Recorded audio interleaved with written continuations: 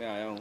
तो माननीय महोदया जी, मैं अफ़गानिस्तान में गुरुद्वारे और सिखों पर हो रहे हमले के बारे में बोलने के लिए खड़ा हुआ हूँ।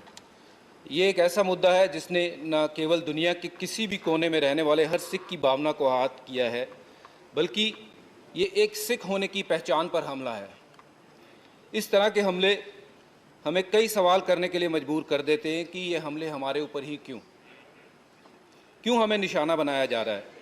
दुनिया भर में गुरुद्वारे, चाहे वो कोविड के दौरान या गुरुद्वारे ही नहीं थे, वो भोजन और हर तरीके की चीज़, ऑक्सीजन को लेकर के उन्होंने हर तरीके की चीज़ लोगों के लिए उपलब्धित की थी। स्वतंत्रता के बाद के समय की बात करूं तो देश के सिखों के योगदान के बारे में हम सबको पता है। जीडीपी की बात करूं, रोजगार की बात करूं या दान धर्म की बात करूं तो सिख हमेशा सबसे आगे रहा है। सिख समुदाय भारत और अन्य देशों के बीच संबंधों में एक मजबूत कड़ी रहा है। वो अपने साहस, पराक्रम और कड़ी मेहनत के लिए जाने जाते हैं। और ये सब होने के बावजूद हमारे साथ ऐसा सलूक क्यों? 18 जून को काबुल में गुरुद्वारा दशमेश पिता गुरु गोबिंद सिंह करता पवन में कई धमाके हुए।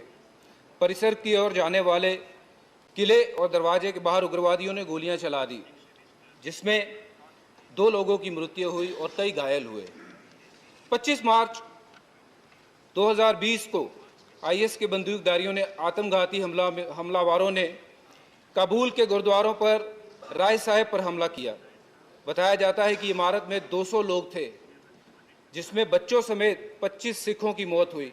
राय साहिब गुरुद्वारा हमले में मारे जाने वाले जो लोग थे, उनके अंतिम संस्कार के अगले दिन फिर और एक हमला हुआ। 2018 में एक आत्मघाती हमलावर के पूर्वी शहर जलालाबाद में एक सभा पर हमला किया गया। उसके बाद सर, मैं आपको बताना चाहता हूं कि अफ़गानिस्तान कभी हज़ारों सिखों और हिंदुओं का घर था, लेकिन दर्शकों के संघर्ष के कारण